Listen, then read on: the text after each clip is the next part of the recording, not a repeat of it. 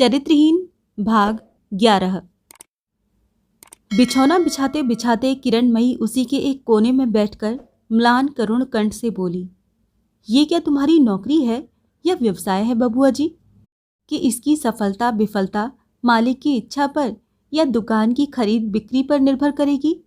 ये तो अपने हृदय का धन है, बाहर के लोगों में इसे विफल करने की शक्ति नहीं है।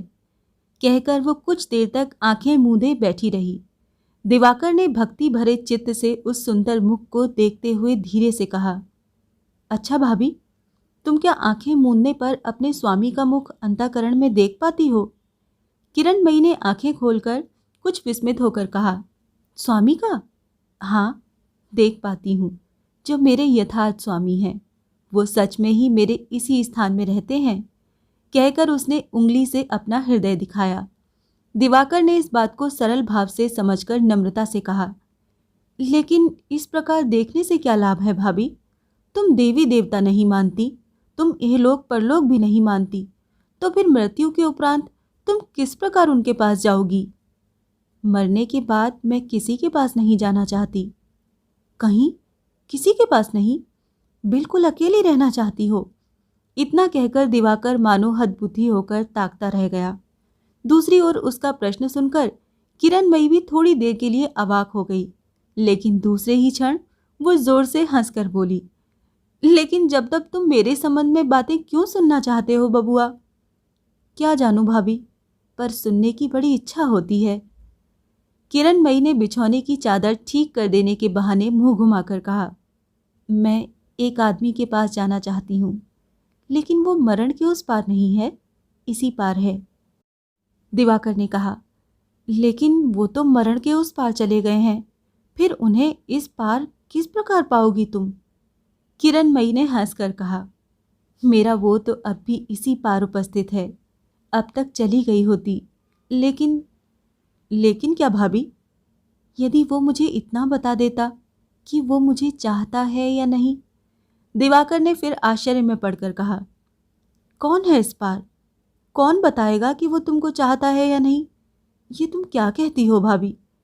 किरणमयी के मुख पर पल भर के लिए एक मलिन छाया पड़ गई, लेकिन क्षण भर में ही वो हट गई और फिर उसका समूचा मुख उज्जवल हो उठा। कृत्रिम क्रोध के स्वर में उसने कहा, तुम बड़े दुष्ट हो बबुआ जी, अपने बारे में मुंह खोलकर कुछ भी नहीं कहना चाहते, लेकिन मेरे मुंह से मेरे बारे में 100 बार सुनना चाहते हो। जाओ, अपने उसकी खबर मैं तुमको नहीं बता सकूंगी। ये कहकर अपने मुंह को जरा ओट में करके वो मुस्कुराने लगी। दिवाकर ने ये हंसना देख लिया और एक अज्ञात आवेग में उसका हृदय तीव्र गति से धड़कने लगा।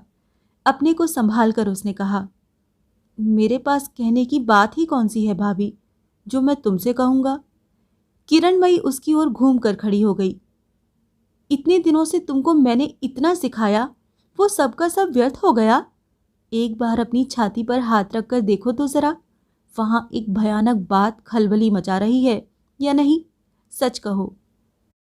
दिवाकर ने मंत्रमुग्ध की भांति कहा, क्या बात है? मुझे क्या सिखाया तुमने? तुमने तो मुझे आश्चर्यचकित कर दिया बबुआ जी। इसी आयु में क्या अभिनय करना सीख गए हो? लेकिन तुम मुंह खोलकर न कहोगे तो मैं भी कुछ नहीं कहूंगी, भले ही इससे मेरी छाती फट जाए या तुम्हारी ही फट जाए।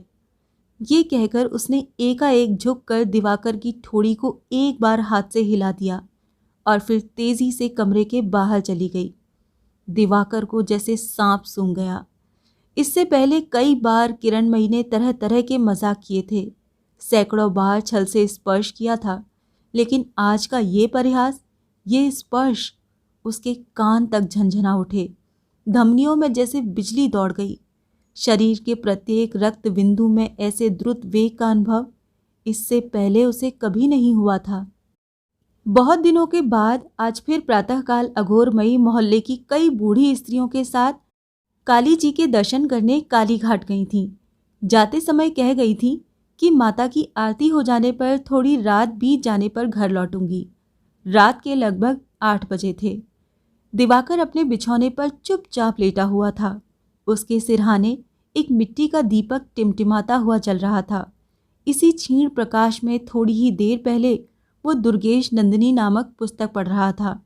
उसी को मुंह पर रखकर वो संभवतः मन ही मन आयशा के ही विषय में सोच रहा था। उसी समय आकर किरणमयी ने पूछा, छोटे बबुआ, क्या सो रहे हो? दिवाकर ने मुंह पर से उस पुस्तक को बिना हटाए ही कहा, नहीं, सिर में बहुत दर्द है। तो अच्छी दवा हो रही है। सिरहाने दीपक जला रखने से क्या सिर दर्द मिट जाता है बबुआ जी? दिवाकर ने कहा, ये पुस्तक कल ही लौटा देनी है, इसीलिए इसे समाप्त कर रहा हूं। नेत्र बंद करके आयशा की चिंता करते रहने से ही पुस्तक समाप्त नहीं होगी भाई। आंखें खोलकर पुस्तक पढ़ी जाती है। यदि थक गए हो तो अभी रहने दो, खा पीकर समाप्त कर लेना। अब चलो, खाना ठंडा हो रहा है। दिवाकर की उठने की इच्छा नहीं थी। उसने विनय के साथ कहा, अभी रहने दो भाभी, मौसी को भी आ जाने दो, तभी खाऊंगा। वो किस समय लौटेंगी इसका क्या ठीक है बबुआ? आज मेरी भी तबीयत ठीक नहीं है। सोचती हूँ उनके कमरे में उनका भोजन ढक कर रख दूंगी, फिर थोड़ा सोऊंगी। उठो, तुमको खिला दूं। कहने के साथ ही पास आकर उसने दिवाकर की पुस्तक को ऊपर उठा दिया। पास ही दिवाकर का लोहे का संदूक रखा था। वापस आकर वो उसी पर बैठ गई और फिर से आदेश सा देते हुए बोली, अब उठो भी।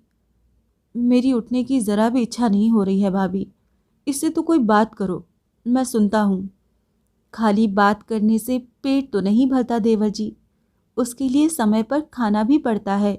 क्यों, क्या ख्याल है? जरा चुप रहकर दिवाकर ने कहा, अच्छा भाभी, मेरे नहाने खाने सोने को लेकर तुम इतनी परेशान क्यों रहती हो? किरणमयी ने मुस्कुराकर उल्टा प्रश्न किया। क्यों रहती हूँ, नहीं जानते? बिना बताए कैसे जानूंगा? ये तुम्हारी गलत बात है। बिना बताए भी जाना जाता है, और असल में तुम जानते भी हो। शर्म से गड़ गया दिवाकर। कुछ देर चुप रहकर जरा उदास व करुण स्वर से बोला, अच्छा भाभी, एक बात पूछूं? एक क्यों, 1000 पूछो, लेकिन पहले खा पीकर मुझे छुट्टी दे दो। फिर अगर कहोगे तो सारी रात तुम्हारी बातों का जवाब देती रहूंगी। क्यों, तैयार हो? कहकर वो फिर हंसने लगी। इस परिहास का जवाब देने का प्रयास करते हुए कृत्रिम सहानुभूति के स्वर में दिवाकर बोला, ठीक है भाभी, तुम शायद इसी सख्त बक्से पर बैठे बैठे सारी रात मेरी बातों का जवाब देती रहोगी। मुस्कुराकर किरणमयी ने कहा, मेरे इस बक्से पर बैठने से अगर तुम्हें कष्ट होता हो देवर जी, तो तुम्हारे गुदगुदे बिस्तर पर ही बैठ जाऊंगी। क्यों, तब तो क्षोभ नहीं होगा? फिर से दिवाकर कान तक शर्म से लाल हो गया। चुपचाप करवट बदलकर लेट गया वो। किरणमयी ने पास आकर कहा, चलो उठो, मुझे छुट्टी दो।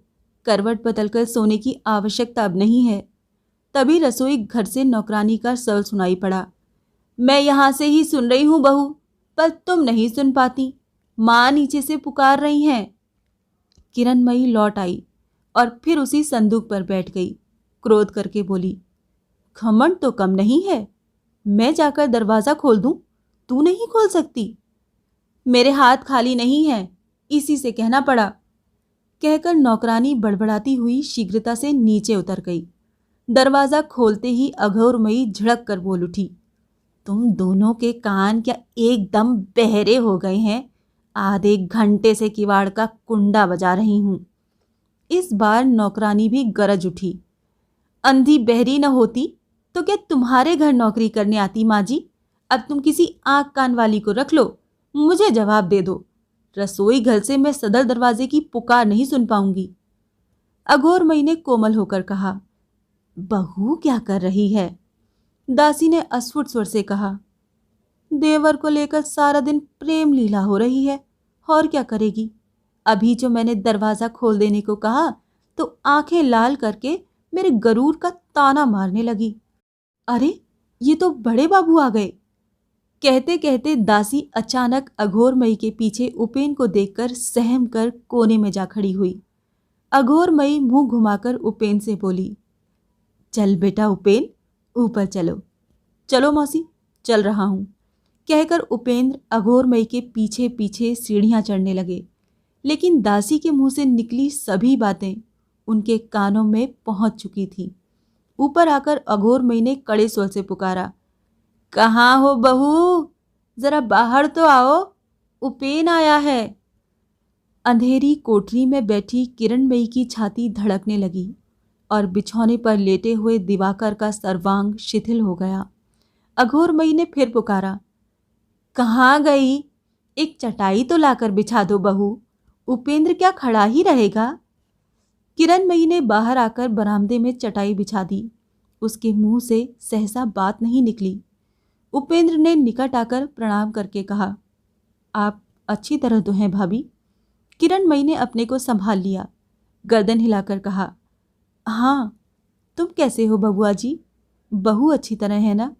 खबर न देकर इस प्रकार अचानक कैसे आ गए? लेकिन किरणमयी का कंठ स्वर सुनकर उपेंद्र आश्चर्य में पड़ गए। गले में मानो कहीं रस का लेश मात्र भी नहीं था, बिल्कुल ही सूखा और नीरस स्वर था। परंतु उसकी उपेक्षा कर उपेंद्र ने कहा, मुवक्किल के पैसों से ये आना हुआ है भाभी, कल फिर तीसरे पहर ही मुझे लौट जाना पड़ेगा। कालीघाट का काम समाप्त करके बाहर निकलते ही मैंने मौसी को देखा, तो तब से साथ ही साथ हूँ। दिवाकर की क्या खबर है? बाहर गया है क्या? सिर में दर्द है, इसीलिए लेटे हुए हैं। क्या मालूम, संभवतः सो गए हों। अघोरमयी का स्वभाव अच्छा नहीं था। यूं तो बहू का दोष दिखाने का अवसर पाते ही वो उसे कभी छोड़ती नहीं थी। उस पर आज दिवाकर पर भी उसका चित्त प्रसन्न नहीं था। सवेरे उसको अपने साथ लेकर उन्होंने कालीघाट जाना चाहा था, लेकिन काम का बहाना करके दिवाकर ने अस्वीकार कर दिया था। वो तीखे स्वर से बोली, अभी तो तुम उसके कमरे से निकली हो बहू, फिर भी नहीं जानती कि वो सो गया है या नहीं? नहीं जानती, कहकर किरणमयी ने सास पर एक विष भरी दृष्टि डाल दी। उपेंद्र ने ऊंचे स्वर से पुकारा, दिवाकर। कोई आहट नहीं मिली। उन्होंने फिर पुकारा, दिवाकर, सो गया क्या? वो तो जाग ही रहा था। इस पुकार की उपेक्षा न कर सका। आता हूं, कहकर धीरे धीरे बाहर आ खड़ा हुआ। प्रणाम करके अस्पष्ट स्वर से पूछा, तुम कब आ गए छोटे भैया? सवेरे। तेरे सिर में दर्द है क्या? बहुत साधारण। अघोरमयी ने क्रोध करके कहा, सिर में दर्द होगा क्यों नहीं बेटा? पहले तो कुछ इधर उधर घूम फिर भी आते थे, अब तो तुम घर से एकदम ही बाहर नहीं निकलते। सवेरे मैंने कहा मेरे साथ जरा कालीघाट चलो तो बेटा, तुमने जवाब दिया, नहीं मौसी, मुझे काम है। तुमको कौन सा काम था, बताओ तो। दिवाकर चुपचाप खड़ा रहा। उपेंद्र ने पूछा, चिट्ठी पत्री लिखना तूने बंद कर दिया है? किसी कॉलेज में भर्ती हुआ? दिवाकर ने मीठे स्वर से कहा, कॉलेज खुलते ही भर्ती होऊंगा, अभी तक नहीं हुआ। ये सुनकर उपेंद्र के दोनों नेत्र अंगारे की तरह जलने लगे। कॉलेज खुले 16-17 दिनों से अधिक हो गए हैं, तुझे लगता है ये भी जानकारी नहीं है? दिवाकर का चेहरा कागज जैसा सफेद पड़ गया। वो काठ की मूर्ति की भांति खड़ा रहा। अघोरमयी अत्यंत क्रुद्ध होकर कहने लगी, उसको खबर कैसे होगी उपेन? इन दिनों दोनों में दिन रात न जाने क्या हंसी खेल कानाफूसी गपशप होते रहते हैं। ये लोग ही जानते होंगे इसे। मैं बार बार कहती हूँ, बहू पराया लड़का है, लिखने पढ़ने के लिए यहाँ आया है, उसके साथ आठों पहर इतना मिलना जुलना किस लिए? भले ही देवर है, लेकिन जवान देवर के साथ कुछ लाज शर्म भी करनी चाहिए। लेकिन कौन किसकी सुनता है? इतने से ही उनका क्रोध शांत नहीं हुआ।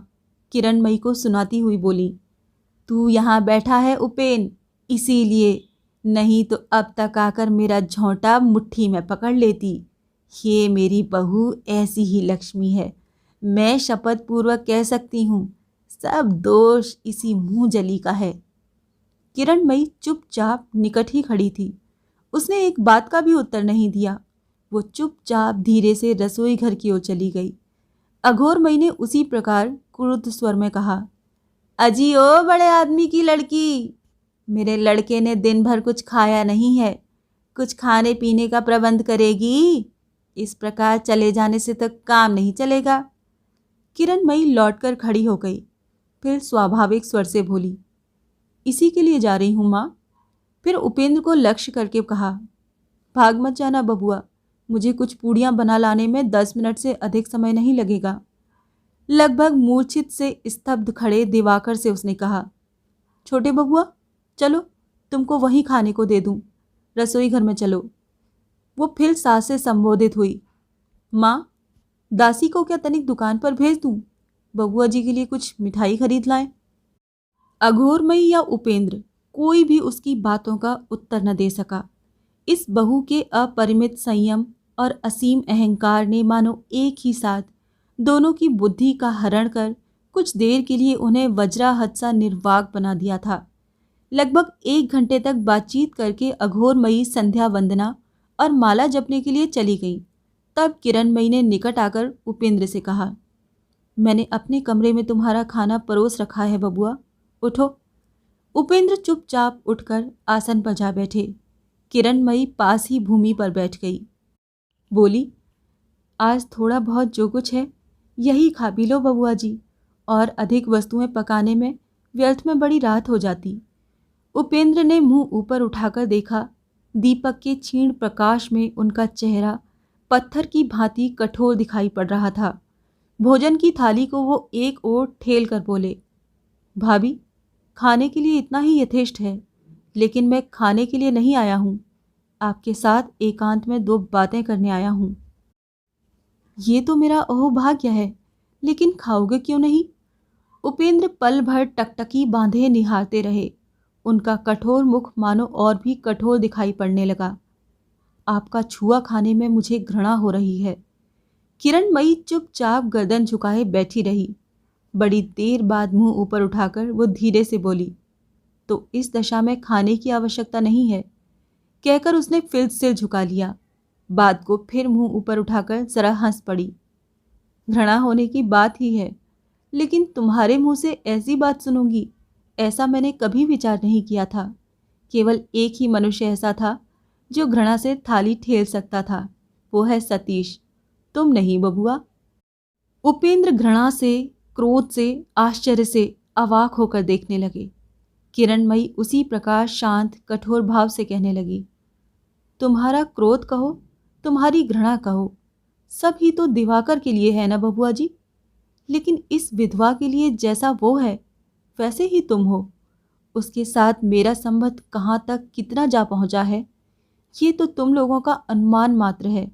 लेकिन उस दिन जबकि अपने ही मुंह से मैंने तुम्हारे प्रति अपना अनुराग प्रकट कर दिया था, तब तो मेरी दी हुई भोजन की थाली इस प्रकार घृणा से तुमने हटा नहीं दी थी। अपनी बात होने से क्या उल्टा स्त्री के हाथ की मिठाई में प्रेम की मिठास अधिक मिलती है बबुआ? उपेंद्र ने अपने अंदर के न दबाने योग्य क्रोध को बलपूर्वक रोक कर कहा, भाभी आपको स्मरण दिला देता हूँ कि आज भी मेरी सुरबाला जीवित है। वो कहती है, मुझे जो एक बार स्नेह करता है उसकी मजाल नहीं कि फिर किसी दूसरे को स्नेह करे। मैंने केवल इसी भरोसे पर दिवाकर को आपके हाथों सौंप दिया था। मैंने सोचा था इन विषयों में सुरबाला से कभी भूल नहीं होती। बात समाप्त भी नहीं हुई थी कि किरणमयी ने अकस्मात अपने दोनों हाथ ऊपर उठाकर कहा, ठहरो बबुआ, उससे भूल हुई है, तुमसे नहीं। इस बात पर तुमने कैसे विश्वास कर लिया? उपेंद्र एकाएक उठ खड़े हुए। रात बीतती जा रही है, तर्क करने का समय मेरे पास नहीं है भाभी। मैं आपको पहचानता हूं, लेकिन इस बात को आप निश्चित रूप से जान लीजिए कि आप किसी को प्यार न कर सकेंगी। वो सामर्थ्य ही आप में नहीं है। आप केवल सर्वनाश ही कर सकती हैं। छी छी, अंत में दिवाकर को? घृणा से उनका गला रुंध गया, लेकिन सामने ताक कर देखा, किरणमयी का समूचा चेहरा ऐसा बदरंग हो गया है मानो किसी ने उसकी छाती के ठीक बीच में गोली मार दी हो। दरवाजे के बाहर से अघोरमयी ने पूछा, तुम्हारा खाना हो चुका उपेन बेटा? नहीं मौसी, खाया नहीं, तबीयत ठीक नहीं है। तबीयत ठीक नहीं है? ये क्या रे, तो फिर आज यहीं सो जा, अब मत जा बेटा। नहीं मौसी, मुझे जाना ही होगा, कहकर उपेंद्र बाहर चले आए। दिवाकर के कमरे के सामने आकर उन्होंने पुकारा, दिवा। दिवाकर दीपक बुझाकर लेटा हुआ था। उसके हृदय की बात केवल अंतर्यामी ही जान रहे थे। अस्पष्ट शब्दों से हाँ कहकर कांपते पैरों से वो बाहर आ खड़ा हुआ। उपेंद्र ने कहा, अपना सामान बांधकर ठीक कर ले, मेरे साथ चलना पड़ेगा। अघोरमयी आश्चर्य में पड़कर घबराहट के साथ बोली, ये क्या उपेन, इस रात के समय लड़का कहाँ जाएगा? मेरे साथ जाएगा, इसमें चिंता किस बात की मौसी? फिर दिवा से बोले, जल्दी सब ठीक कर ले, मैं गाड़ी ला रहा हूँ। अघोरमयी उपेंद्र का हाथ पकड़कर विनय करने लगी, नहीं बेटा, आज अमावस्या की रात में किसी प्रकार भी उसका जाना न हो सकेगा। लड़का ही तो है, हो सकता है कि कुछ अनुचित कर गया हो। यहाँ न रखना चाहो तो कल परसों चला जाएगा, लेकिन आज रात को तो मैं किसी प्रकार भी जाने नहीं दूंगी। अघोरमयी के हठ से हताश होकर उपेंद्र ने कहा, लेकिन उसको एक रात भी यहाँ रखने की मेरी इच्छा नहीं है मौसी। अच्छा, आज अमावस्या की रात बीत जाने दो, लेकिन कल सवेरे फिर आप मत रोकिएगा। दिन में 10 बजे के भीतर ही उसे ज्योतिष के घर भेज देना। कहकर अघोरमयी को प्रणाम करके वो शीघ्रता से नीचे उतर गए। मुख्य द्वार के निकट अंधेरे में पीछे से उनकी चादर को किसी ने खींचा। मुंह फेर कर देखते ही किरणमयी ने झुककर उनके दोनों पांव पकड़ लिए। मेरी छाती फटी जा रही है बबुआ, सब झूठी बातें हैं। छी छी, तुम मुझे ऐसे नीच समझ रहे हो? चुप रहिए, बहुत अभिनय कर चुकी हैं आप, अब और नहीं। कहकर उपेंद्र ने अत्यंत घृणा से उसके माथे को जोर से धकेल दिया। किरणमयी संभाल नहीं सकी, वो एक ओर जा गिरी।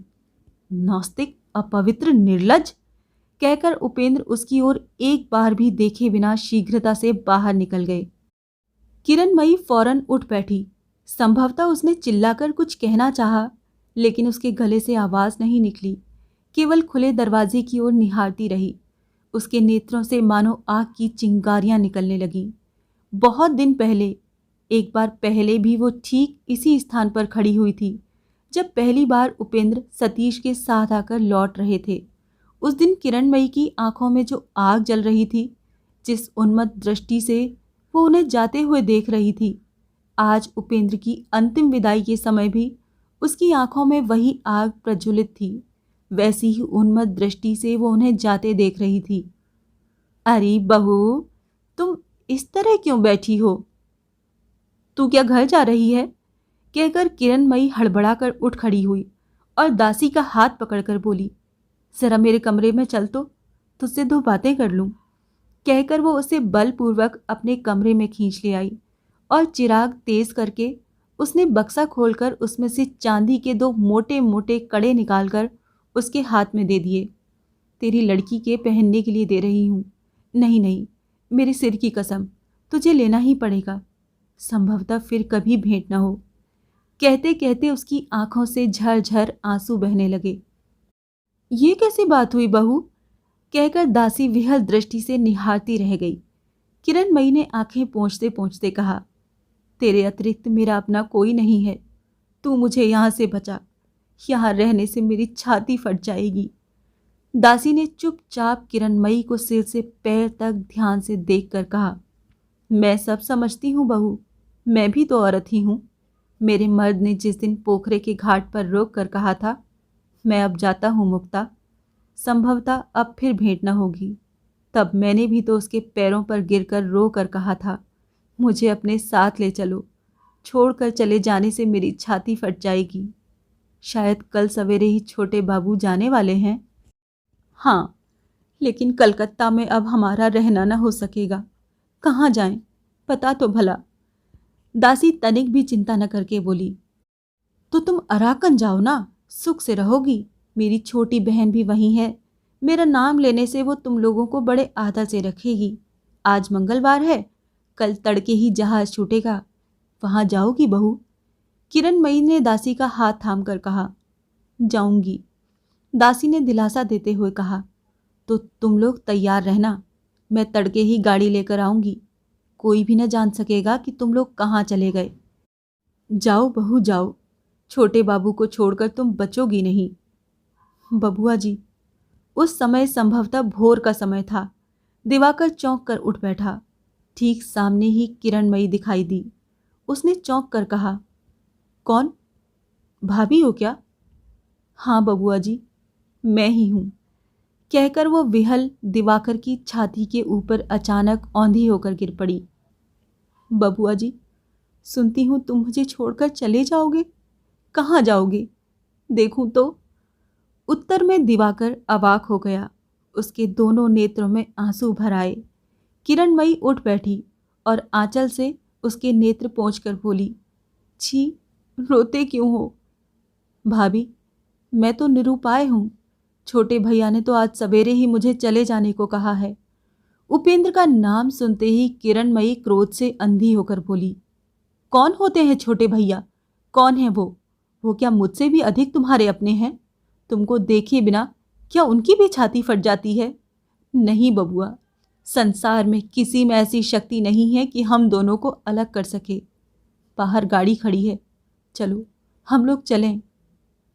कहाँ भाभी? जहां मैं ले चलूंगी वहीं चलना होगा।